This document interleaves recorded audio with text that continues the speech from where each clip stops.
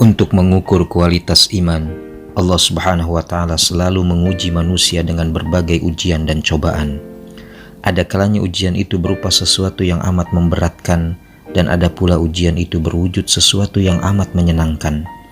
Allah Subhanahu wa Ta'ala berfirman, "Kami akan menguji kamu dengan keburukan dan kebaikan sebagai cobaan yang sebenar-benarnya, dan hanya kepada Kamilah kamu dikembalikan." Kedua bentuk ujian ini memiliki tujuan yang sama, yaitu mengingatkan manusia agar ia tidak lupa kepada Allah Subhanahu wa Ta'ala. Namun pada kenyataannya, tidak semua orang menjadi sadar dengan peringatan Allah itu.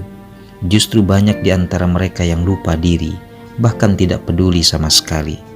Kepada orang-orang semacam ini, Allah dengan sengaja justru memberikan banyak fasilitas dan kemudahan agar mereka makin tersesat dan makin jauh dari petunjuk Allah Subhanahu wa Ta'ala. Proses penyesatan atau pembinasaan seperti itu dikenal dengan istilah istidraj, yakni suatu proses penyesatan melalui pemberian berbagai kenikmatan dan kesenangan. Dalam Al-Quran Surah Al-An'am ayat 42-45 terdapat isyarat yang agak jelas bahwa istidraj terjadi melalui beberapa tahapan. Pertama, bahwa Allah Subhanahu wa Ta'ala memberi peringatan kepada seseorang, tetapi yang bersangkutan tidak sadar dan lupa diri. Kedua, karena lupa diri, orang tersebut makin banyak berbuat dosa dan kejahatan sehingga tenggelam dalam kesesatan. Ketiga, bahwa Allah Subhanahu wa Ta'ala dengan sengaja memberikan berbagai kenikmatan dan kemudahan sehingga yang bersangkutan makin leluasa dalam melakukan berbagai tindak kejahatan. Keempat, bahwa sudah tiba waktunya Allah Subhanahu wa Ta'ala harus menyiksa dan mengazabnya dengan siksaan yang datang tiba-tiba dan melalui cara yang tidak terduga-duga. Istidraj pada dasarnya merupakan sunatullah. Sebagai sunatullah, istidraj dapat berlaku kepada siapa saja.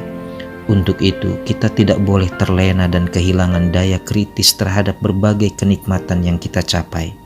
Kita justru patut bertanya, adakah kenikmatan itu benar-benar anugerah, ataukah ia justru merupakan hukuman atau azab dari Allah? Pertanyaan seperti ini sungguh penting, karena manusia suka salah melihat sesuatu yang dianggapnya kenikmatan. Sekedar contoh, bila seseorang mendapat pangkat dan kedudukan tinggi, maka ia dipandang telah mendapat anugerah dan nikmat dari Tuhannya. Padahal pangkat dan kedudukan itu, seperti kata Umar bin Abdul Aziz, boleh jadi merupakan petaka atau musibah bila yang bersangkutan tidak dapat mengembannya dengan baik. Nabi Muhammad SAW sendiri pernah mengingatkan salah seorang sahabatnya agar tidak salah dalam soal ini.